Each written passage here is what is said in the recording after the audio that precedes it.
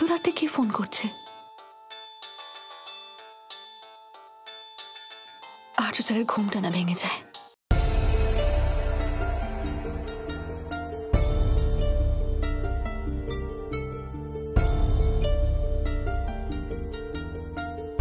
Hello,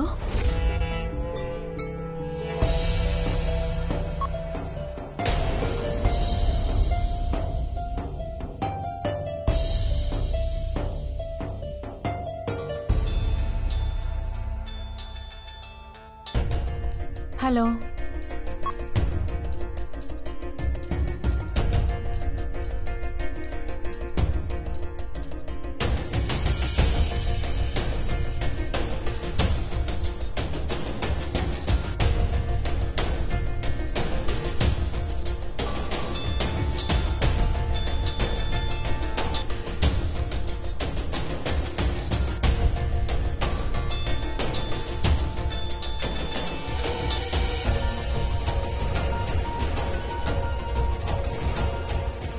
hello.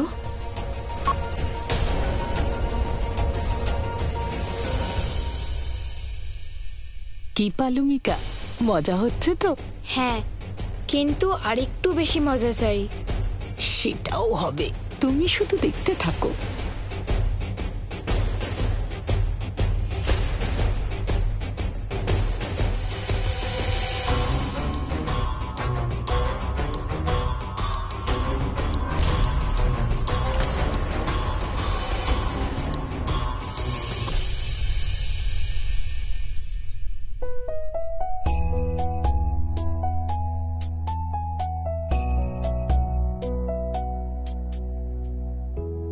Rudrakshi, ঘুম থেকে ওঠো।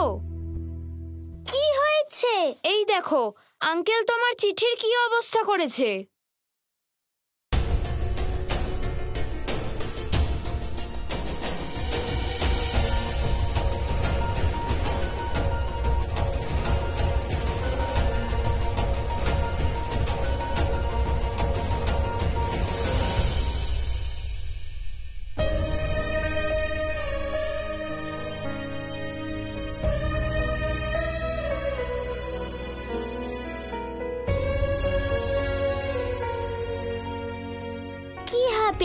বাবা যদি চিঠিটা ছিঁড়ে দেয়, আমি বাবা আর মায়ের জন্য আরো একটা চিঠি লিখবো।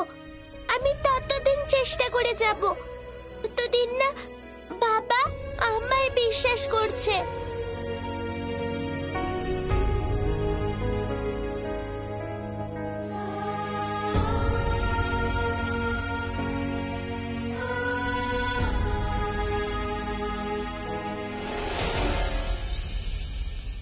সন্তোষী, গুড মর্নিং মা। গুড মর্নিং কাকা। আজ দেখছি সবার আগে আমি চলে এসেছি।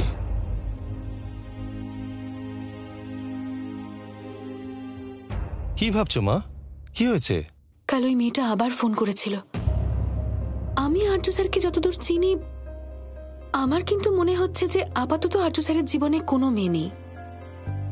যদি কেউ থাকতো তাহলে উনি আমাকে এতটা ভালোবাসতেন না, এত ভালো করে আমার সাথে কথাও বলতেন না। আর এই উজ্জ্বল, তুই আমাকে একটু বাজারে নিয়ে যাবি, একটু কাজ আছে, কিছু কেনাকাটা করব।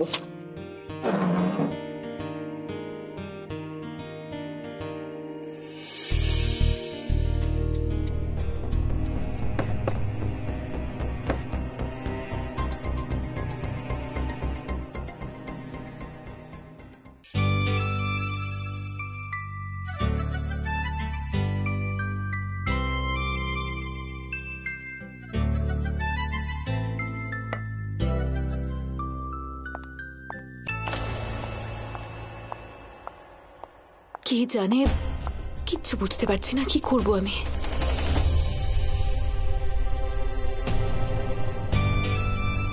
আরো একটা চিঠি।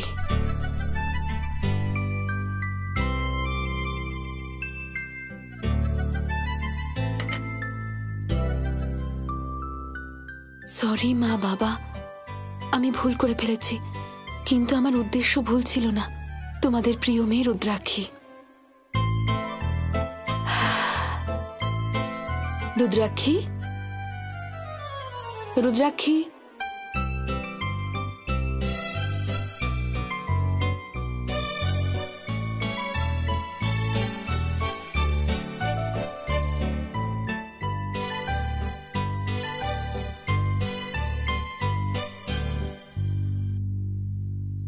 আমি জানি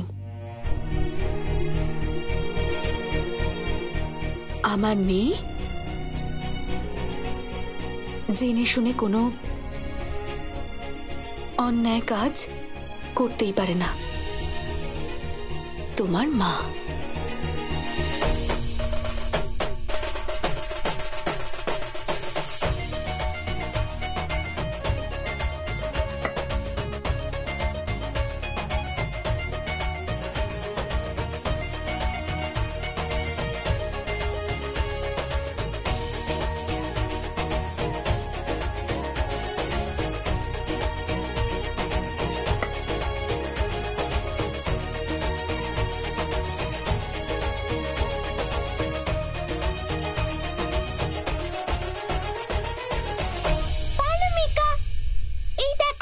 আমার মা কি লিখেছে, মা মেনে নিয়েছে। এবার আস্তে আস্তে আবার বাবাও মেনে যাবে।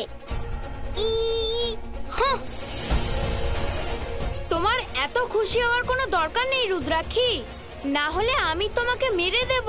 সাহস থাকলে মেরে দেখাও, মারো।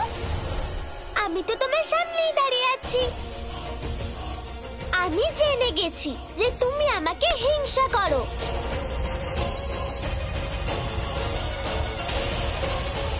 এত প্রসন্ন হওয়ার মতো কিছু হয়নি পুত্রী, তোমার সত্যি আমি সবাইকে দেখাবো। কি হলো, ভয় পেয়ে গেলে নাকি? ভীতু কোথাকার।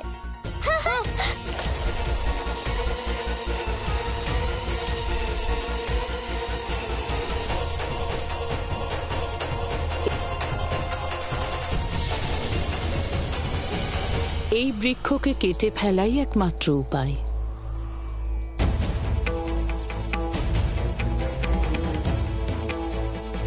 হ্যাঁ দেবী, কেটে ফেলুন এটা।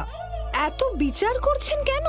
কিন্তু মা, বৃক্ষেরও জীবন থাকে, আর যদি আপনি এই বৃক্ষ কেটে দেন তাহলে একটি জীবন নেওয়ার জন্য আপনার পাপ লাগবে। আপনি সত্য বলছেন দেবী, কিন্তু এই বৃক্ষ আমাদের বনকে দূষিত করছে, যার ফলে আমাদের বনস্পতির ক্ষতি হতে পারে। দেবী পার্বতী, আমার মনে হয় এই বৃক্ষগুলিকে কাটার আগে আপনার বনদেবীর কাছে ক্ষমা চাওয়া উচিত, এবং কাটার পরে আপনি এর পরিবর্তে কিছু বৃক্ষ লাগিয়ে এই পাপের প্রায়শ্চিত্ত করে নেবেন।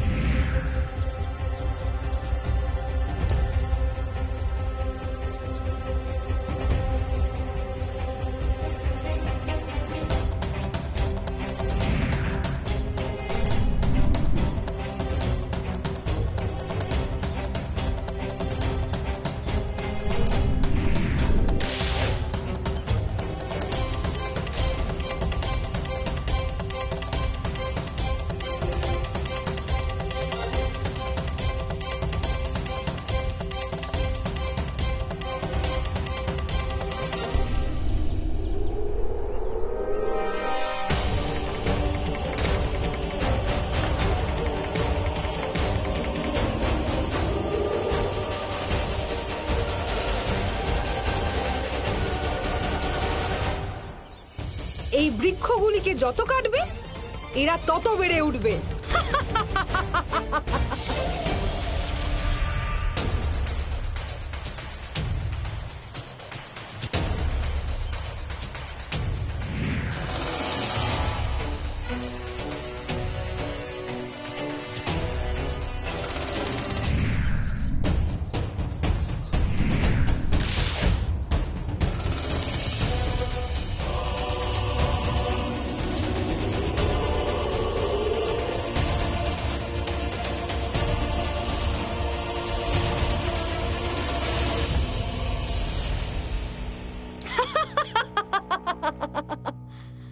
এবার ছেড়ে দিন দেবী পার্বতী।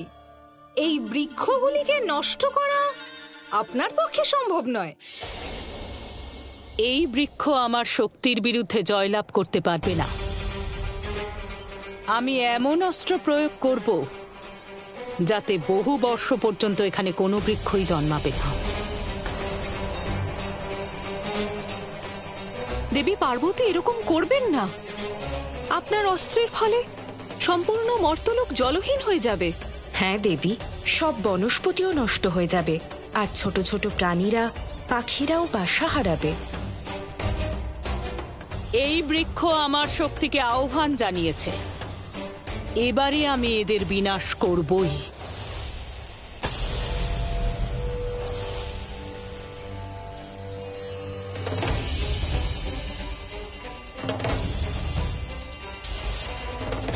মায়ের ক্রোধ সব নষ্ট করে দেবে, আমাকেই কিছু করতে হবে।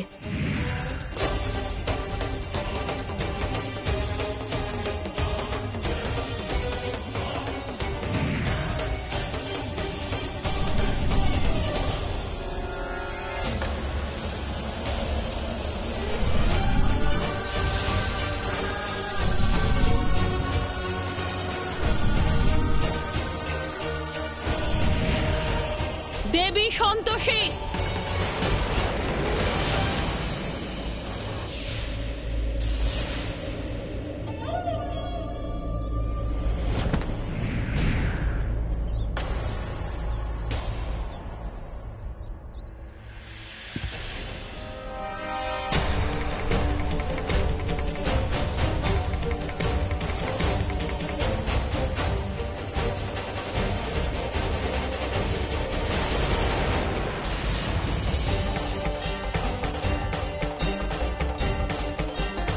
দেবী সন্তোষী, দেবী সন্তোষী,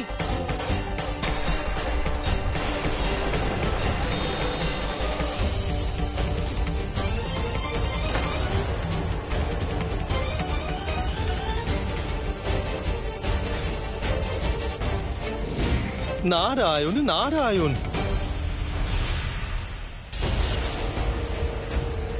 মাতা, মাতা কি হয়েছে আপনার? মাতা, আপনি কি করে মূর্ছিত হয়ে গেলেন?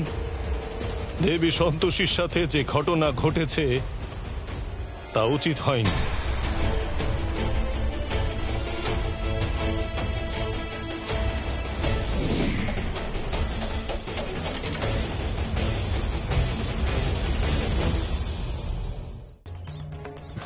আমার মাকে কেউ সহায়তা করুন, নেত্র খুলুন মা।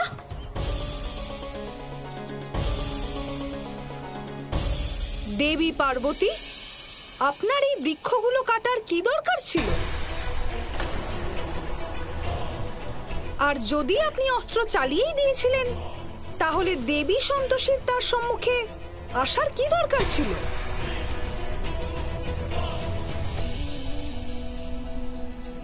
একজন দেবীর অস্ত্রের সম্মুখে আসাও একটি অপরাধ, তাই দেবী সন্তোষীকে কি এর জন্য কোনো শাস্তি দেওয়া হবে না?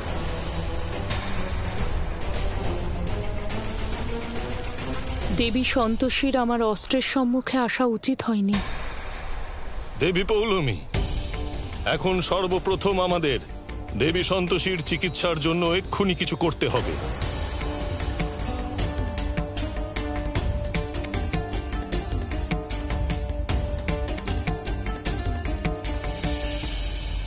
পিতামহ, মাতার জ্ঞান একমাত্র তাম্রতুল্য জলের দ্বারাই ফিরবে। তাও যদি সেটা সূর্যোদয়ের পূর্বে দেওয়া হয়, তাহলে এই তাম্রতুল্য জল একমাত্র দেবাদিদেব মহাদেবের কমণ্ডল থেকেই প্রাপ্ত হবে। আর যদি কালকে সূর্যোদয়ের আগে মাতাকে ওই জল দেওয়া হয়, তাহলেই মায়ের জ্ঞান ফিরবে। অন্যথায় সহস্র বছর পর্যন্ত, হ্যাঁ হ্যাঁ, সহস্র বছর পর্যন্ত মাতা এইরকমই মূর্ছিত থাকবেন।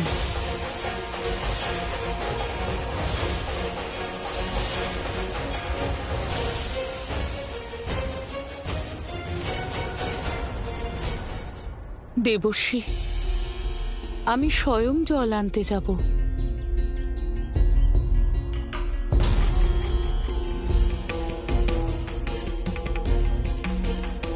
দেবর্ষী, আপনি আমার সঙ্গে আসুন। অবশ্যই মাতা। গোমাতা, নিজেকে সামলান। আমি পূর্ণ চেষ্টা করব যাতে মায়ের চেতনা ফিরে আসে। গোমাতা, ব্যাকুল হবেন না।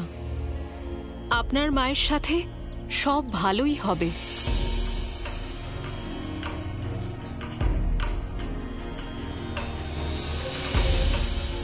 নারায়ণ নারায়ণ।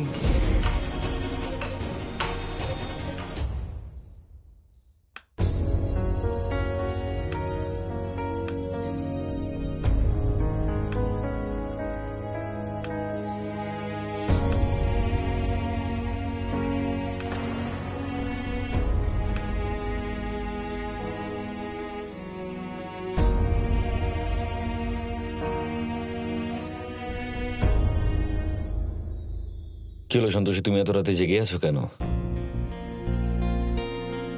কেমন অস্থির লাগছে আমার। খুব অদ্ভুত অদ্ভুত চিন্তা মাথায় ঘুরছে। এমন কি হয়েছে যার জন্য তুমি এত চিন্তা করছো এখনো? এমন কি হয়েছে যার জন্য তুমি এত চিন্তা করছো এখনো? এদিকে এসো, এসো আমার কাছে এসো, এসো।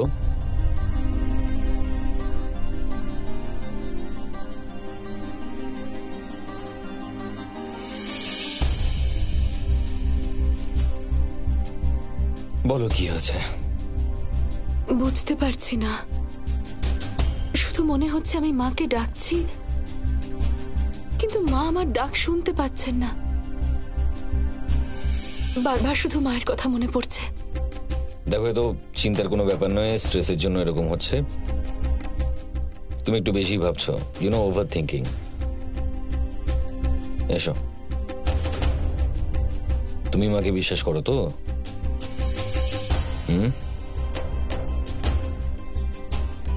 তাহলে এটা ধরে নাও যে মাও তোমার কথা ভাবছেন, সেজন্য বারবার মায়ের কথা তোমার মনে পড়ছে।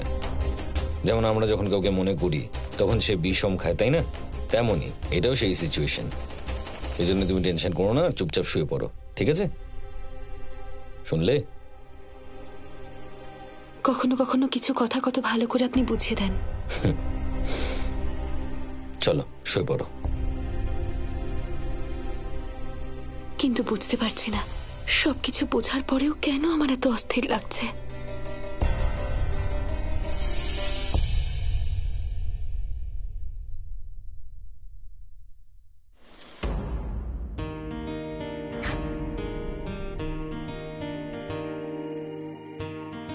মা সত্যি খুব ভালো। অবশেষে একমাত্র মাই আমার কথা বুঝলো। বুঝতেই পারছি না যে সন্তোষী আন্টি রুদ্রাক্ষীকে ক্ষমা কেন করে দিল। রুদ্রাক্ষী আমাকে মিথ্যে কথা বলছে না তো? রুদ্রাক্ষী, আন্টি কি তোমায় সত্যিই ক্ষমা করে দিয়েছে? আমি তোমার মতো কখনো মিথ্যে কথা বলি না।